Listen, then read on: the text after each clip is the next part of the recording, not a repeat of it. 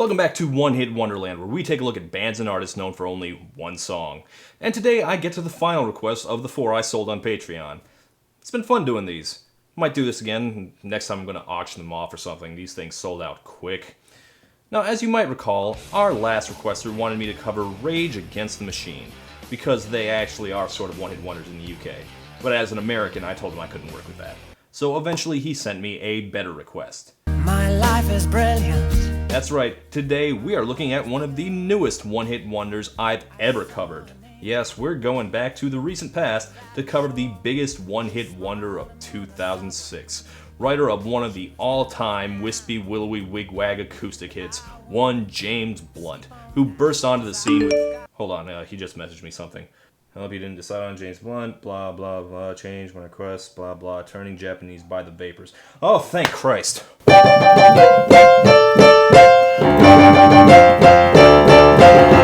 Japanese, I think I'm turning Japanese, I really think so. Turning Japanese, I think I'm turning Japanese, I really think so. Welcome back to One Hit Wonderland, and friends, it's been too long since we had a good old 80s new wave act on this show. And while I have affection for all such one-hit wonders, this is one of the best of the lot, and also one of the silliest.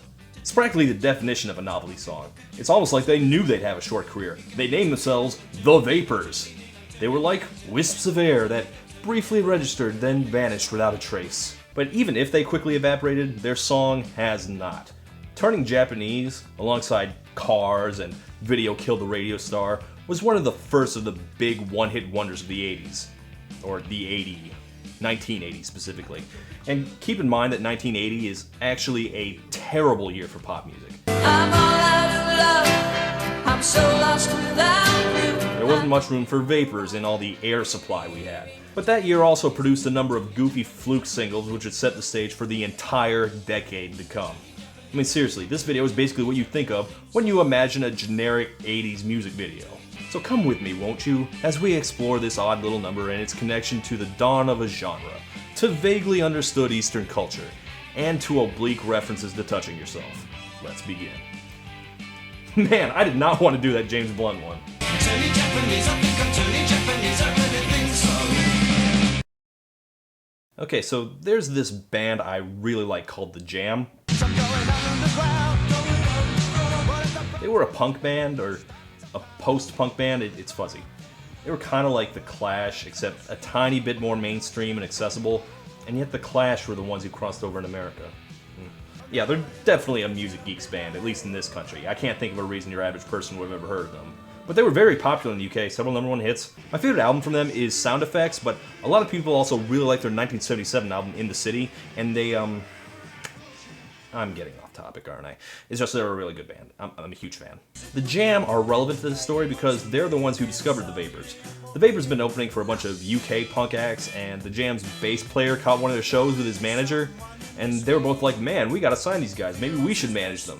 And this was in 1979, so punk was quickly turning into new wave, and the Vapors were kind of right in between there. So the Jam's manager started managing them, and they got signed. They recorded an album, which included, of course, Turning Japanese. And once everyone heard it, they were like, guys, this is perfect, this is gonna be an instant hit. But their lead singer, Dave Fenton, apparently realized, it's not really the kind of song you want to make your first impression with. You might end up a one-hit wonder. Can't have that. So they released this instead. Prisoner #1, I won't get parole 'cause I carry a gun. Prisoner #1. I like this. It's nervy, edgy, like most good post-punk, but I've also heard a billion songs like it, especially from The Jam, who the Vapors did in fact sound a lot like. Hey Dave, you know what would make a better single?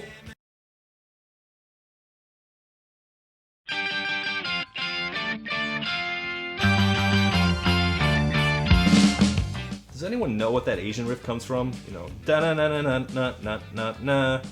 Try to look it up and no one seems to have a good answer. I got your picture. Turning Japanese is good because of two reasons. First, that guitar work is just awesome.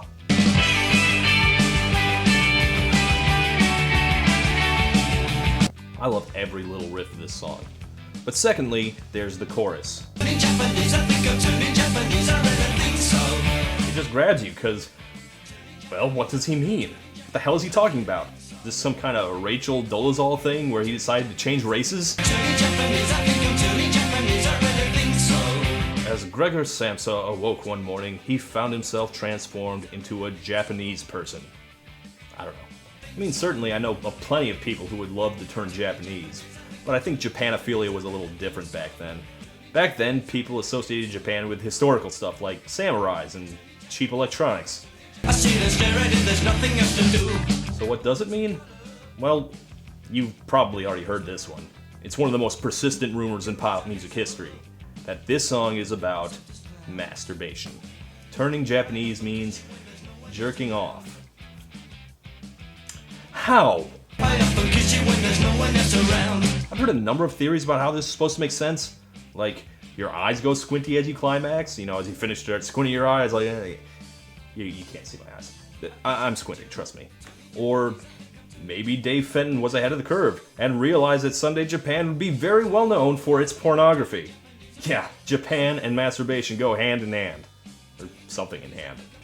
Look, I'm not going to indulge this any further. It's not true. That's not what this song's about. The band has always denied it. But I can see why that theory would at least be plausible if you heard it. Okay, first off, he's British. God knows what the hell they're talking about half the time anyway. Secondly, it was the 80s. The 80s had a lot of songs that sounded like they were about some self-loving.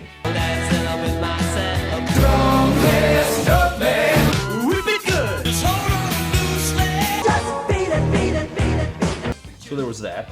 Also, the song is, at the very least, definitely about being lonely and bored. No sex, no drugs, no wine, no women, no fun, no sin. He's literally got nothing to do, except he's got a picture. I know what I'd spend most of my time doing in that situation. I mean, no I don't.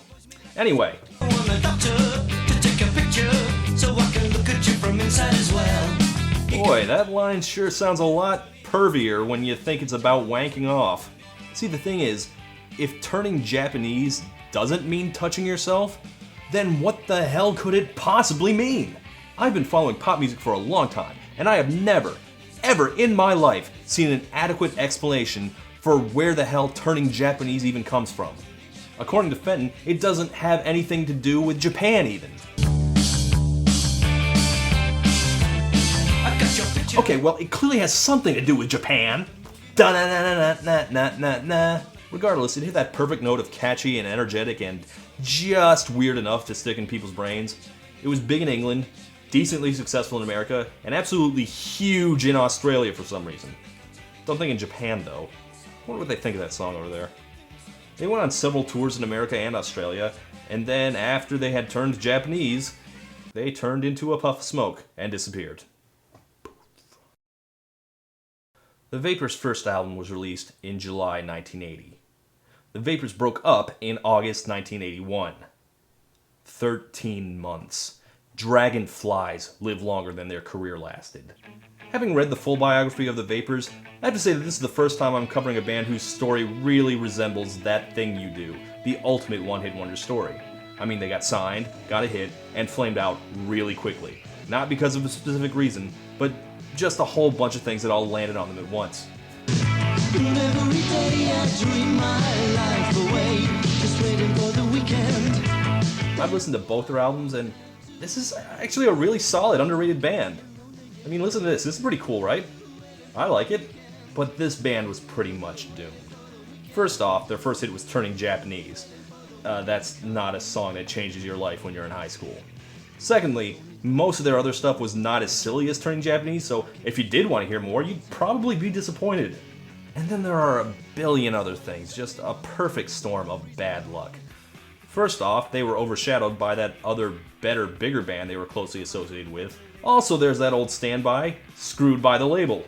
Their label got swallowed by British music behemoth EMI, so they immediately got lost in the shuffle. And the Musicians Union went on strike around that time, so they couldn't go promote themselves for a while. They were too busy touring to have time to write. At the same time, their manager was like, look, I have to focus on managing the jam. I like to imagine them calling up the jam. It's like, hey, want to hang out? I'm like, we're all kind of busy right now, Vapors. Maybe we'll hang out later, some other time. Call me. Bye. Do you wanna feel good? Do you wanna feel anything? Anyway, they did keep it together long enough to record a second album.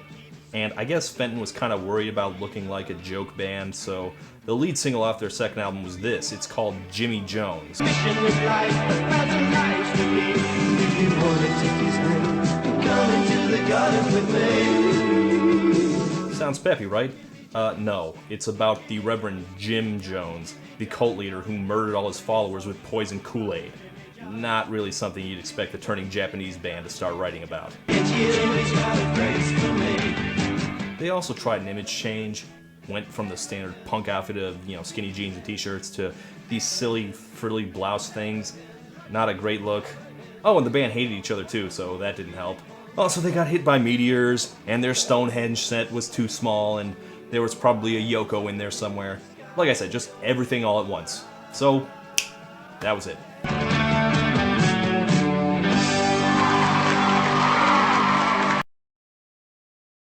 Now hold on, this is great. Now, the rest of the band all, got real jobs, and Fenton released one obscure solo record, tried to start a bunch of other bands, none of which ever got anywhere or released anything. He kicked around for a decade at various odd musical jobs, songwriting, producing, but eventually when you're a failed pop singer, there's only one real option for you. You go into law! Yeah, not kidding. He's a lawyer now. An actual suit and tie lawyer who does law things. A solicitor. Specifically, he is the in-house counsel of the UK Musicians Union. He apparently doesn't hold the strike in 1980 against them. So, that's what he does now, helping out the little guy, getting poor broke garage bands out of their bullshit slave contracts that greedy record execs force on them. Isn't that cool? You know what I want? I want a TV show for this guy. Think about it, it could be like this LA Law kind of thing with the ex-pop singer turned lawyer taking cases, dealing with fallout from his rock star past. Could star James Spader. Seriously, if any producers want to take a go at it, I really think you should. Give me credit, though. Yes, I really think so. Or how about this? They deserved the opportunity to see if they deserved better. No, seriously, they hold up. My life is definitely a tiny bit better because I listened to them. So if you want to hear where punk started turning into a new wave, you could really do worse. Good band. And if you get the chance, you should really check out the jam. Seriously, check out Town Called Malice or That's Entertainment, Beat Surrender. I'm done.